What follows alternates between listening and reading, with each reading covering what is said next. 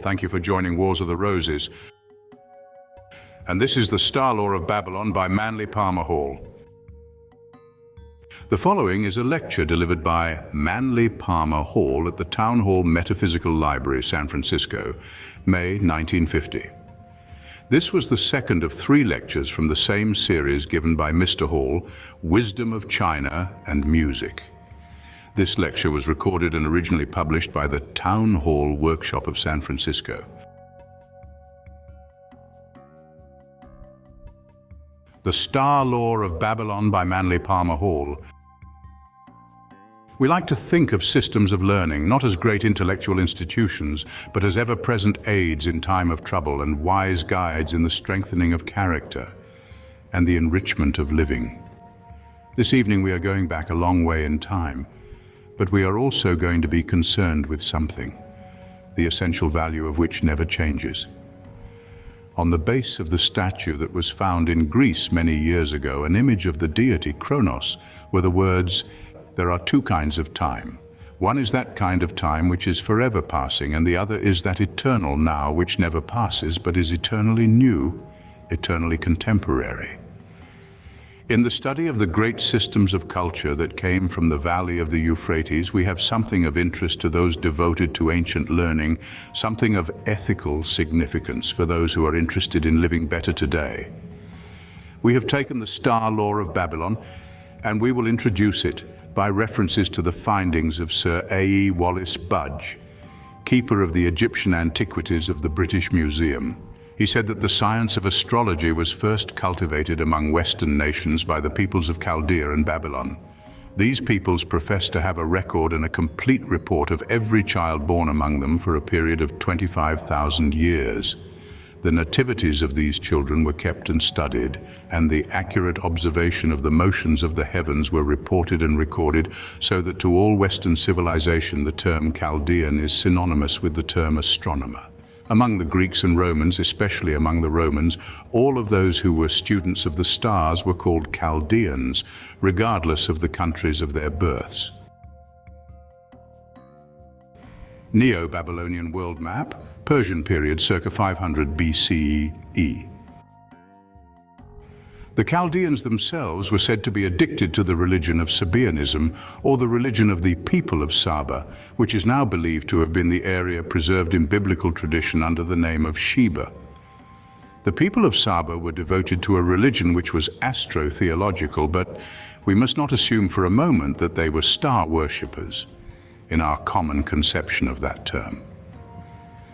We are ever assuming an antiquity populated by idolaters, quite unaware that most ancient civilizations were as profoundly thoughtful in religion as any more modern culture of our own.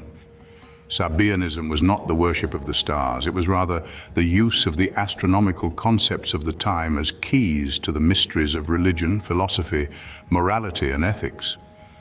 The system probably began with the great hero god Nebo, of whom it is reported he was the keeper of the tablets of record and memory. Sabaeanism was the science of the regular motion of the heavenly bodies, and it consisted of a physiology which was astronomy and a psychology which was astrology. Just as we have gradually come to revitalize our knowledge of the solar system, and just as today we are inclined to fall into an analogical system of comparing things, so antiquity perfected its religions and philosophies by reference to the great sidereal science of universal dynamics, with which many nations of the ancient world were already well acquainted. Their findings survive today as an astronomical or astrological factor in theology, and it is utterly useless to say that we have outgrown it or discarded it. The most orthodox of our religious believers throughout Christendom and throughout most other religions that are surviving to this day include, without realizing it, a great deal of Sabaeanism and star law in the legends, rituals, sacraments, vestments, and symbolism of their faiths. On the other hand, it is useless to attempt to explain one system of symbolism merely in the terms of another. It is in no way significant or sufficient that we should regard an astrological or astronomical key to Scripture as the final unveiling of sacred writ.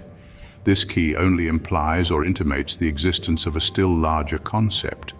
So we want to take a little time to go into the star law of the ancient peoples of this area in reference to its effect upon our present beliefs and with emphasis upon certain concepts or convictions which may be useful or practical to us in this present century.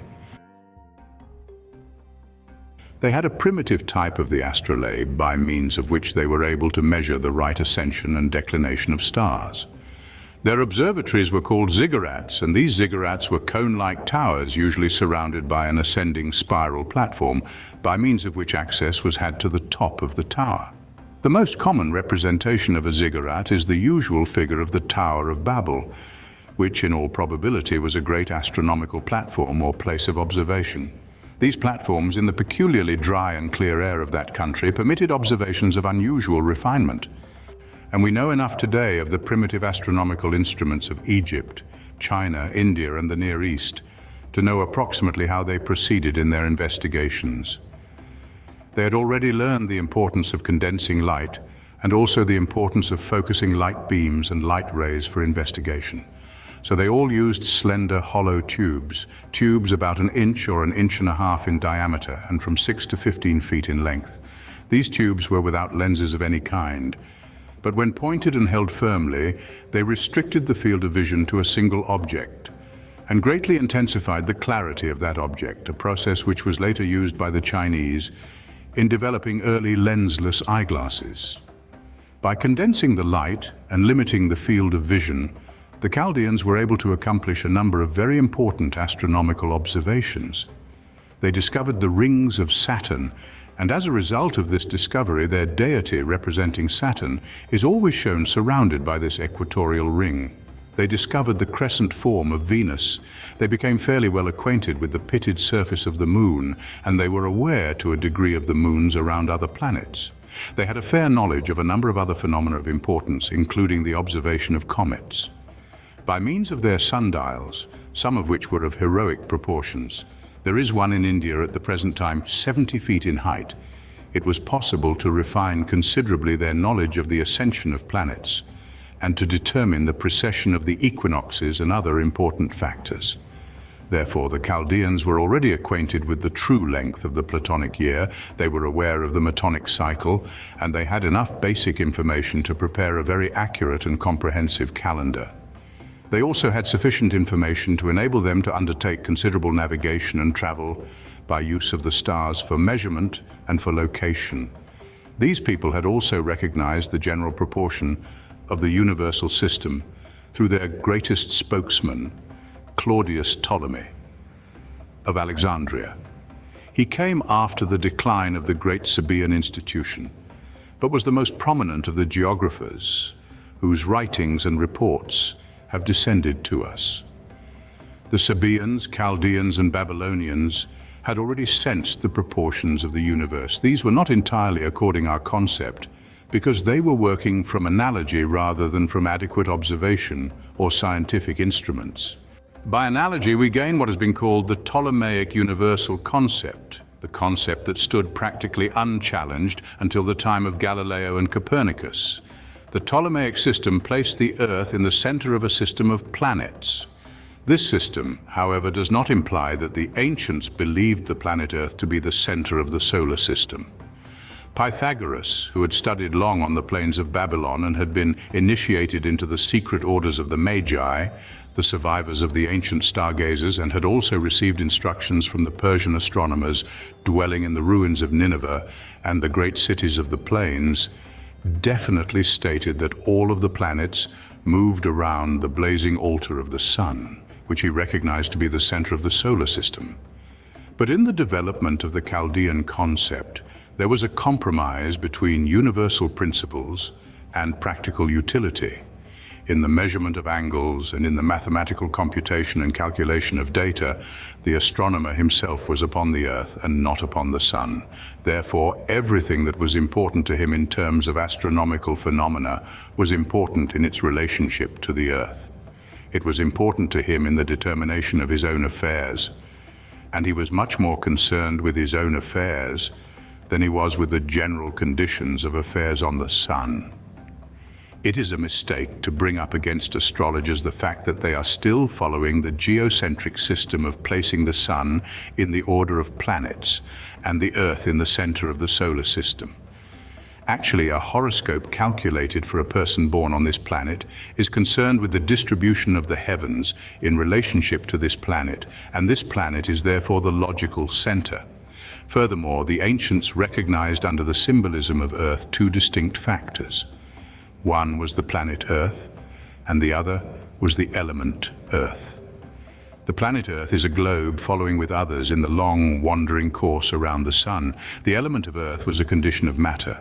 In fact, it was the grossest form of matter with which the ancients had comprehension.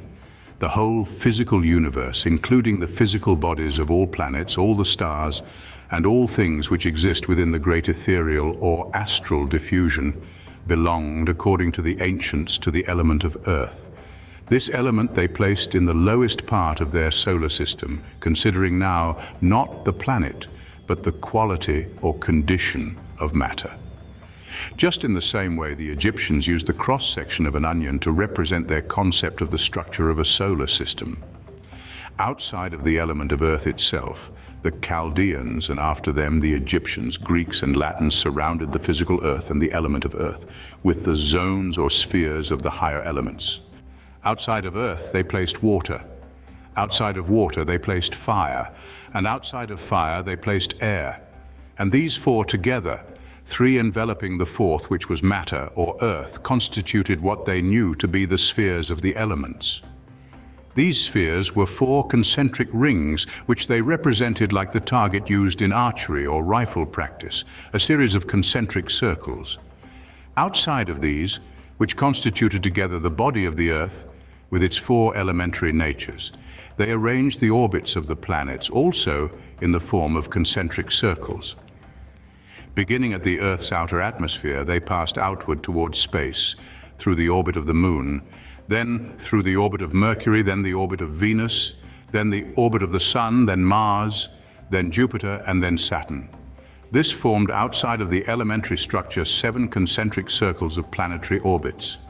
These were the 7 angels, the 7 notes of music, the 7 vowels of the ancient Greek mythological system, the 7 Elohim of the Jews, the 7 cosmo-creators or builders, the voices, the letters of the sacred name, and all of the creator gods and the great beings who drove their chariots along the sky.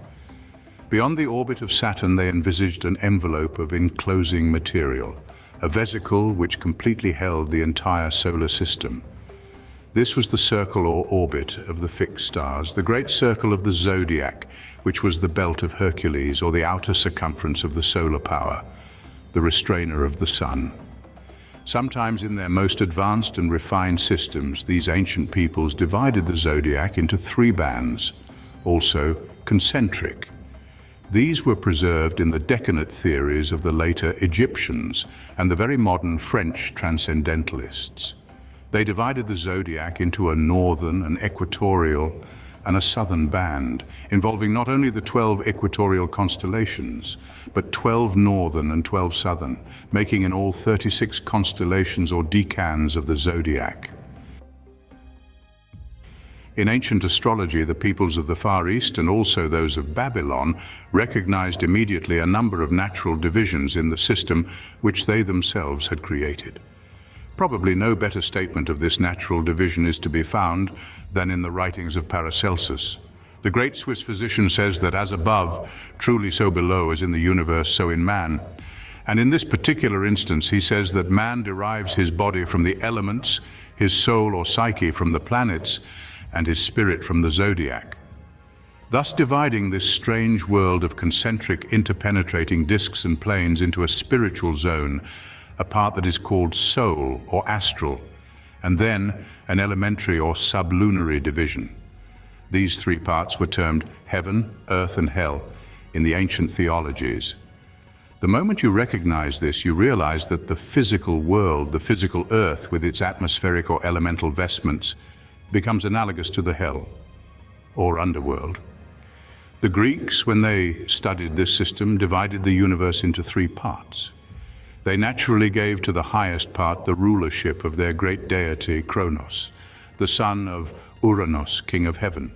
They gave to the middle or central part of their great universal system the rulership of Rhea, or core, or Ceres, the great mother. And to the lower or sublunar area they bestowed the government of Zeus. And Zeus, as Lord first of the air, which was the outer vestment of the earth, finally became a deity on several planes. As Zeus Poseidon, he became the lord of the etheric element of water. As Zeus Hades, he became the sub-ruler of the material physical element of earth. And as Zeus Vulcan, he became the keeper and lord of the element of fire. This deity, who was the material world, had his authority variously distributed through the parts of this system. The moment we see this system, the moment we recognize the meaning of such terms used by the ancients as sublunary, as meaning below the orbit of the moon, the moment we realize the word disaster means disaster, or the power of an evil star. The moment we recognize the division of three great concentric chambers, one within the other, we have a key to most of the theological systems of antiquity, all of which were built upon this great system. We immediately see that Pythagoras, by stretching a single cord from the wall of the empyrean, or the outer heaven, to the surface of the earth, created what he called the monochord, or the great musical instrument of the world. Here, by using the planetary mathematical orbits as frets or stops, he was able to divide his string and create his concept of universal harmony. We know immediately the explanation of the Apocalypse of St. John. We know how he ascended through the little door in heaven, which was the gate of the empyrean. We understand Ishtar descending through the seven worlds, which were the orbits of the planets, to rescue Tammuz from the underworld, the material universe. We know why Plato said the body is the sepulchre of the soul. We also know why illusion is considered to be an element analogous to water, Maya Mary, Maria Isa. We know that this was the symbol of the immersion of the soul in the waters of generation, called by the Greeks the crater of Cancer, or the cup of forgetfulness, the waters of Lethe. All of these elements exist in this distribution of the universe. We have also Jacob's ladder, a ladder of 7 rungs with its lower part upon the earth and its upper end projecting through into the empyrean.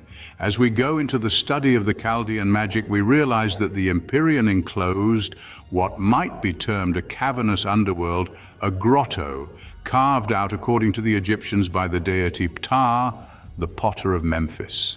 It was Ptah who was given the work of cutting out the great subterranean judgment hall of Osiris in the fields of Amenti, all of which refers to the material universe, the physical world. The 3 rooms of the mysteries are, of course, the spheres of the stars, the planets, and the elements. The moment we get hold of this system, we suddenly begin to realize how vital the astrotheology of the ancients really was.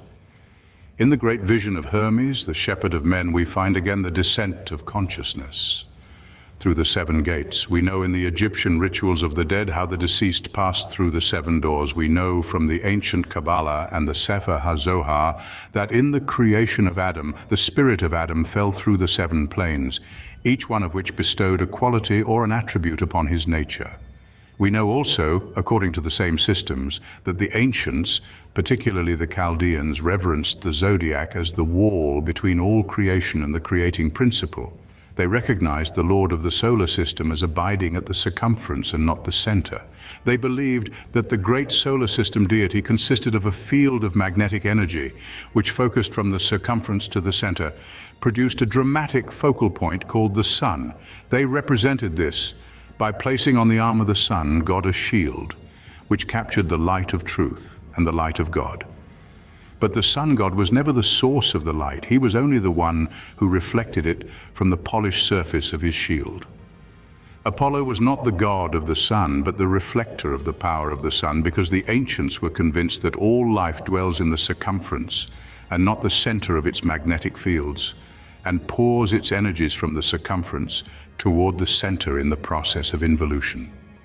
All of the divine abundance flows downward from the circumference to center. And that human evolution is man's ascendance from center to circumference, or the return of life from a particular to a universal condition. Therefore, the fall of man, according to the Chaldeans, is the descent of entities and beings through the orbits of the planets. The redemption or resurrection of man is the ascent of the human consciousness through the 7 mysteries or sacraments of the Spirit to its original home and abode. The whole story of the Christian concept of this is contained in the sermons of Jesus to Mary of Magdala in the great Gnostic Gospel, the Pistis Sophia. Muhammad, according to the faith of Islam, in the great night journey to heaven, passed through precisely the same ritualism as St. John in the story of the Apocalypse. Riding on a mysterious creature called Albarak, the human-headed peacock horse Muhammad is brought to the great rock Moriah on the site of Solomon's temple in Jerusalem.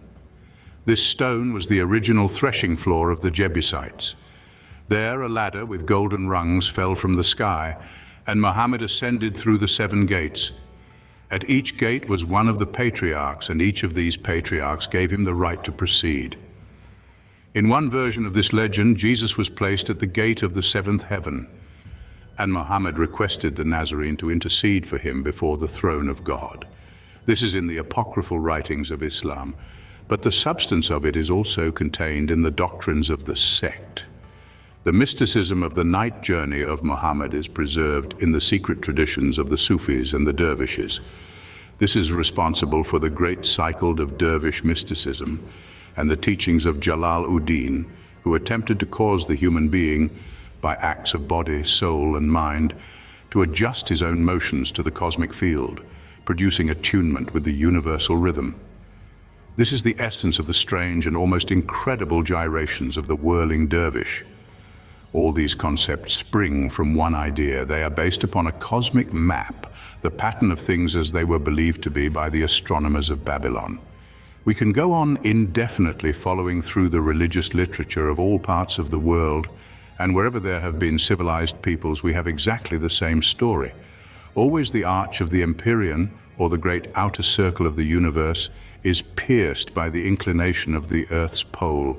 The inclination of that pole, extending out into space, passes through or very close to the cluster of stars which we call the Little Bear. This constellation, called the 7 Rishis, or the eternal saints by the Hindus, was also known to the ancients as the plough, or the jewel of 7 stars. It was believed that the hypothetical point at which the extension of the Earth's northern pole would pass through the wall of the Empyrean is the area of psychic contact between this solar system and the other members of the cosmic system. Where the pole of the Earth extends through the 4th envelope of the Earth, the sphere of air, its outer etheric envelope, is the supposed location of Meru, the temple of the gods, and the great center of the Earth's divine government, which floats over the Gobina, or the great desert of Shamo. Due to the various motions of the Earth, the true pole and the magnetic pole do not coincide, but the ancients all believed that the spiritual hierarchies governing the Earth were related to the inclination of the polar axis.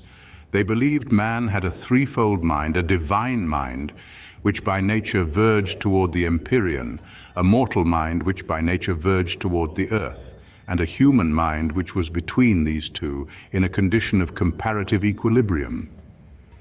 If you study the system carefully, you realize that the middle of the great order of the 7 planets, the 4th position from each extremity of the 7, the 4th from the top, the 4th from the bottom, is of course the same, and that is the sun. The sun corresponds to the 4th vowel of the Greek system, which was the I, or the iota. It was the symbol of the self, the ego. The ego is therefore placed between 3 superior and 3 inferior natures. The sun was the symbol of the octave in the Pythagorean system of music as the equal division of the string. The sun was the midmost point, above which extended the superior world, and below which spread out the inferior world. And the sun itself becomes a universal symbol of many mysteries, among others the mystery of equilibrium and balance, and the division between superiors and inferiors. Beyond and outside of the great globe of the Empyrean, which closes in the creation, is said to be the throne of the Creator God, that which was, is, and ever shall be. This supreme deity is immersed in the mystery and phenomenon of his own creation. In the opening verses of Genesis, we learn that the Elohim, or the 7 creators, divided the heavens, and they also fashioned or divided the waters which were beneath the firmament from the waters which were above the firmament. It is a little difficult for us to understand just what the waters were that were above the firmament. Let us, however, remember that when St. John ascended through the gates and the small gate of heaven, he stood in the presence of a crystal sea, beyond which rose the throne of the Eternal. This crystal sea that St. John describes, and which occurs in most ancient writings, is the Shamaim of the ancient Hebrews, the waters of heaven. This is the sea which is above the heavens. It represents the great sea of eternal life. This is the place of the waters of life, which flow from the footstool and throne of the eternal. The Great One is surrounded by his star angels, by his great orders of beings, by the cherubim, which are the symbol of the equinoctial and solstitial corners of heaven, and by all the mysterious symbols of the book of 7 seals of the Ram with the 7 horns, and many other such emblems. In the ancient religious works, the moment we approach the messianic mystery, we come to a mass of astronomical and astro-theological symbolism. We have always the hero as the personification of the sun, a solar deity. As the sun god, he always passes through the mysteries of birth, growth, maturity, and decline or death, and like the sun god, he is forever resurrected from the dead, bringing with him the promise of eternal life. The sun was the great symbol of life, not worshipped as a deity, but as a personification or embodiment of the principle of universal energy. We find the solar deity as Samson performing his several tasks, as Hercules performing the 12 labors of the Zodiac. We find the sun again as Ulysses passing through the 12 great dangers or adventures, and he comes back to us as the wandering sailor, Sinbad, in the Arabian Nights. Entertainment for all these legends and fictions are a part of one great symbolism. As you probably realize, wherever we have the number 12, we are in the very definite presence of zodiacal symbols. We have 12 prophets, 12 patriarchs, 12 disciples, and numerous repetitions and recurrences of this number. The 7 is always the symbol of the solar order. The 7 planets, the 7 creator gods, the deities that assisted Ptah, the potter, to form the great world for Osiris, the ruler of the quick and the dead. Wherever we come upon the number 4, we are dealing with elements, with matter, with the material distribution of things, the powers of our own planet, and with the spheres and issues or mortal life. The ancients, feeling as they did about the universe, would remind us that when Alexander the Great came to the valley of Hebron, he saw there what was believed to be the tomb of Hermes, surnamed Trismegistus, the thrice greatest, the illuminator of Egypt. Alexander caused the tomb to be opened and found there the dust of the ancient priest. In the midst of the dust was an enormous emerald, the Smaragdine tablet, upon which was written the formula of eternal wisdom, the language of Chaldea. The tablet opened with these words, which have become practically proverbial in all the works relating to the Hermetic mystery: that which is above is like unto that which is below, that which is below is like unto that which is above. The words of this peculiar and mysterious axiom dominated the thoughts of the human race for nearly 1,500 years, down through the medieval and scholastic periods of Europe. It has today been largely rejected, but who knows whether or not this rejection was wise or right. Perhaps the ancients were wiser than we realize. In any event, Hermes said that man is the little universe, and the universe is the great man. Therefore, if we wish to examine the human being in terms of the universe, we can learn much. The ancients, who possessed apparently a greater concept of magnetism than we have known until the present century, have left a comparatively complete account of the invisible constitution of man based upon a perfect analogy with the Ptolemaic system of astronomy. They declared that the human being consisted of 3 parts, 3 major concentric globes of energy. The first and largest of these extended around the human body nearly 8 feet from the center in all directions and corresponded to the band of the Zodiac. It is the great envelope within which the human being, as a human being, is individualized. The spirit, the true spiritual consciousness, abides forever in the circumference of this great circle or this great sphere, supplying the 4th dimension or space concept of spirit in man. It is within this great spiritual field that energies flow inward from the circumference of these auras, which are the human zodiac. These energies, descending by a process of emanationism, as it has been called, result in the formation of a second or medium globe or sphere which corresponds with the planets. This is the intellectual or soul field, in which the 7 vehicles or bodies of man are created. These are the abodes of the 7 principles, these 7 principles being the sources of the vehicle development of the lokas and talas of the ancient Hindu system. They are the locus or planes involved in the 7-fold soul structure of man called the astral field. Below this is the third department of man, which is termed elementary. This consists of the physical body, which is not a principle but a receptacle of principles, and the etheric field, which consists of the three etheric elements in the human constitution, corresponding of water, fire, and air. The human being, therefore, has a physical body of earth, an etheric body of the three ethers of water, fire, and air, and these constitute the physical structure which departs or is cast off at death. The astral body consists of the orbits of the 7 solar planets moving in the magnetic field of the human being. These include the 3 lower or emotional parts, the center or mental individuality in which is seated the ego or the sun, and the superior spheres, which the Hindus called the spheres of Buddhic enlightenment, the apperceptive or soul-perceptive powers. The sun, for instance, is as warm in winter as it is in summer. The apparent difference in the quality of the solar power is due principally to the inclination of the sun's rays in relation to certain areas of the Earth's surface. As Kepler pointed out, forces which themselves remain unchanged can produce different effects if their arrangements and relationship are altered. The planets thus affect the sublunary sphere through position, interval, relation, and proximity. They produce mutations in mundane affairs through intensifying or privating certain patterns.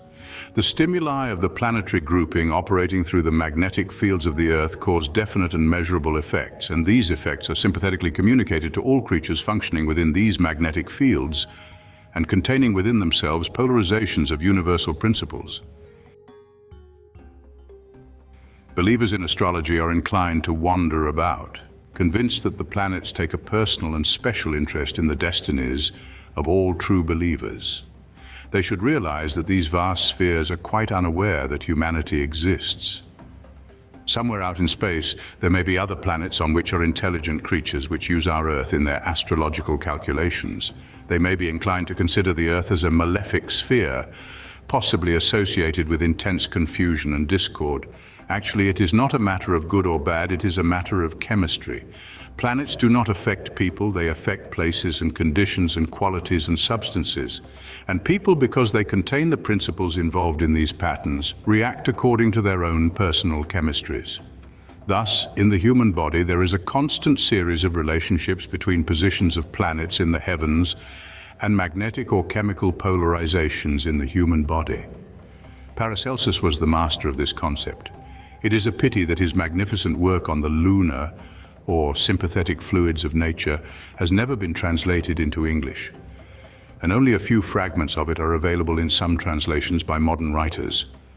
But his great text is the most perfect justification of the concept of astrology that would ever be needed, because it removes the subject from one of personal horoscopy to a magnificent formula of universal psychochemistry. Because of this psychochemistry, each individual reacts somewhat differently according to his own polarization. The ancients recognized that each of the genera or types of life, the species that form within any order of life, are themselves grouped in the forms of septenaries. In each department of life there are 7 orders. There are 7 kinds of animals, each of these kinds with 7 types, and each of these types with 7 subtypes unto the 7 times 7. The same is essentially true of man. It is true of minerals, it is true of chemicals, it is true of every type of pattern that we know, including the famous law of octaves, which still is receiving some respect in the science of atomics. Our entire system of chemical elements ascends in a series of octaves, and we have never been able to disprove the principle of the importance of the septenary in every phase of life. In the human being and in nature around us, we therefore find innumerable septenaries accepting planetary rays sent out at any given time. We may wonder why a number of different persons react differently to an energy released at one time, the energy itself being of one quality. The ancients explained this very simple. They explained that at the moment of the birth of the individual, the pattern is set, and his psychochemistry is a mathematical chemical compound of which his birth nativity is an adequate or reasonably adequate picture. The nativity is nothing but the chemical formula of himself. Therefore, any energy that reacts upon him throughout life reacts upon this formula and can only modify the original pattern. It is as though you took a photograph upon a piece of sensitive film, and once you exposed it properly, you then tried to expose it again and again and again. You would only gain confusion and distortion because you would not remove the original image but would superimpose others upon it. In the chemistry of the universe, the original pattern, like the original instantaneous photograph, is the picture of a chemical compound, a psychochemical balance. From that time on, that balance is subject to the modifications produced by the new chemical compounds set up on the atmosphere. At all times, the atmosphere surrounding the individual contains a compound of chemicals. Roughly speaking, it is said this compound changes every 4 minutes and will never be twice the same for periods of hundreds of millions of years. Actually, it doesn't even remain 4 minutes the same. It is constantly and eternally changing. Some of these compounds are so completely dissimilar to the individual's compound that he does not even respond to them. Others are so similar to his own as to appear to advance his causes. Others are so dissimilar within a certain boundary of vibratory range that they seem to frustrate his purpose. But they are not attacking him. It is as though certain chemicals or elements were put into the air for him to breathe. He partakes of these energies and selects those he can use, just as a field of flowers receiving the light of the sun and the same nourishment from water and chemicals. Will some be pink, others yellow, some orange, some red and some white. Each, because of its type, accepts and uses the solar energy which carries with it the planetary powers of the atmosphere and distributes these energies according to the needs, capacities, and species differentiations of these forms of life. This is a summary of a few of the concepts that have come from the Valley of Babylon. The whole system originated among these people, but this is not the end of it. It goes on to a great many other subjects. It goes on to the breaking down of what we now call psychology. We know that if we investigate it sufficiently, we shall discover that this universal concept is the basis of all mental phenomena. We know that the mind itself consists of a spiritual part analogous to the Zodiac, a planetary part analogous to the 7 planetary spheres, and an elementary part corresponding to the 4 elements of the earth. Figure 1, Babylonian text dated from Old Babylonian period, 2000 to 1600 BCE, depicting the stars, Pleiades, and the true shepherd of Anu, Orion.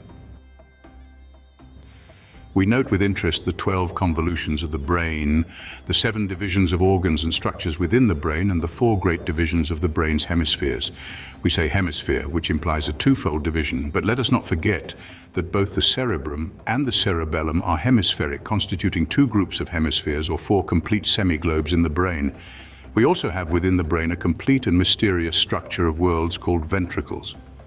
Leonardo da Vinci was the first to divide the interior structure of the brain into 3 ventricular areas that correspond with heaven, earth, and hell.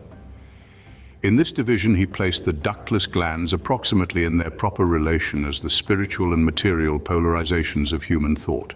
He also recognized the presence of 7 planetary orbits in the brain. We again can quote from Paracelsus, who said that in the great cerebral hemispheres we would find an innumerable field of stars, one corresponding to each of the important bodies in the heavens.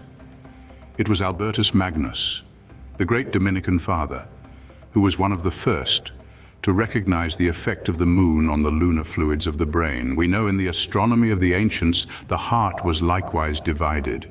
Remember Hermes telling his son Tatian that the human heart was divided into 7 parts, like the planetary system, that it had chambers and houses of initiation and the mysteries, and that within it the human consciousness moved as in the labyrinth of old times. The labyrinth of Crete is a symbol of the solar system, the great mystery temples of antiquity, and even the Christian churches with their campanellas, their adornments, their rose windows, and all their various symbols are based upon astronomical patterns.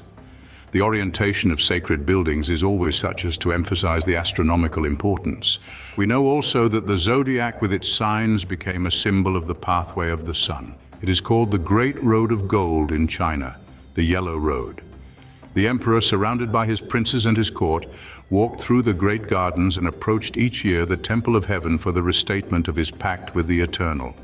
The emperor of China in ancient times was the son of heaven, and he followed the same rituals, followed along the path that was covered with the yellow sand, form the imperial palace to the great temple of heaven, or the temple of the Happy New Year, the temple of the rededication. They had also the altar of heaven, the stones and surface of which were a complete replica of the universe. The temple of heaven rises as the symbol of Shang-Ti, yellow emperor of the central palace. The temple rises in shape precisely like the tiara or the Pope of Rome. Three great roofs, one above the other, represent the threefold world, and on the altar of heaven was placed the tablet of the constellation of the 7 stars. This mysterious constellation of Ursa Minor is the guardian of the pole. The emperor, in the ceremony of the New Year, supplicated his ancestors, bound himself as the sin offering of his people, asking to be made the scapegoat of China.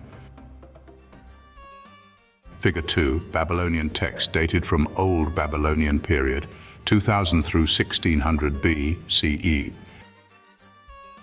All these are very much the same.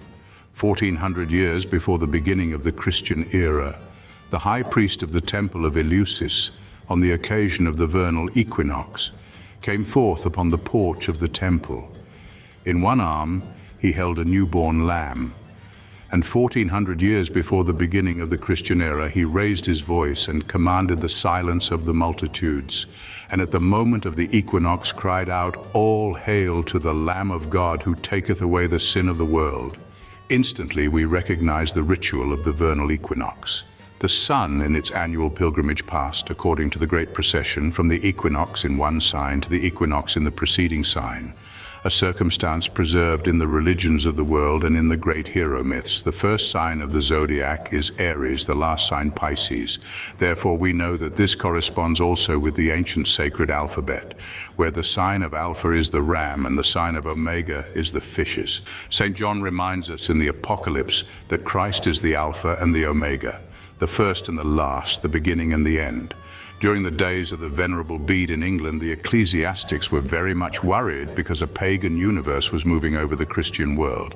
So they took the zodiac, the planets and the constellations and transformed them into persons and objects from the Christian Bible.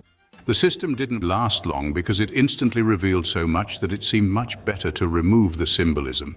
Inadvertently, it revealed a great many mysteries of comparative religion and unveiled astral theology more rapidly than seemed wise. Argo, the ship of the Argonaut, disappeared and became the Ark of Noah.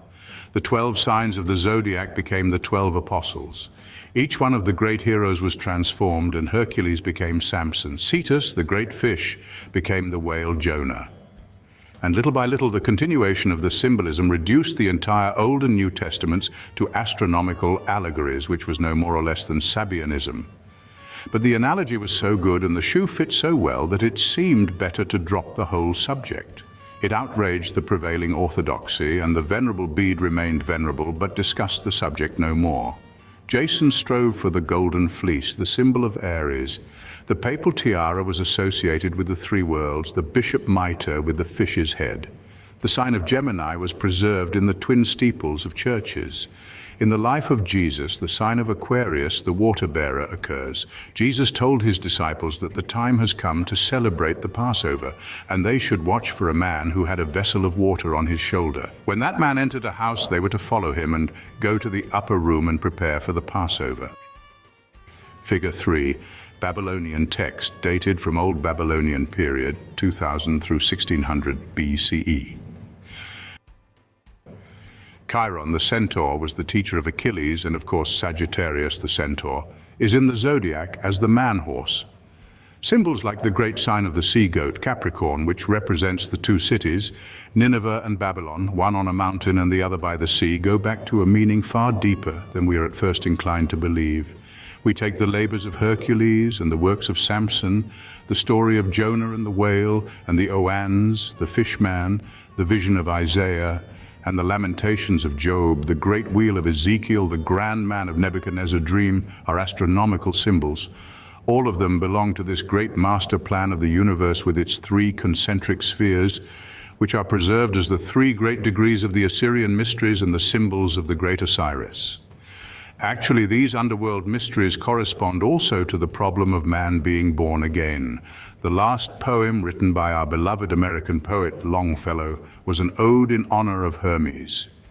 In that he closes with the lines, Trismegistus, 3 times greatest, how thy name sublime has descended to this latest progeny of time. All of the continents, all of the magnetic currents, most of the ancient sciences of anatomy and physiology and healing are derived from the same symbolism. It can be broken down by the internal construction of the human eye, which is a complete solar system, an endless repetition of a master diagram. This master diagram has been refused or rejected because it does not conform with the heliocentric system of astronomy. It was never intended to conform with the heliocentric system.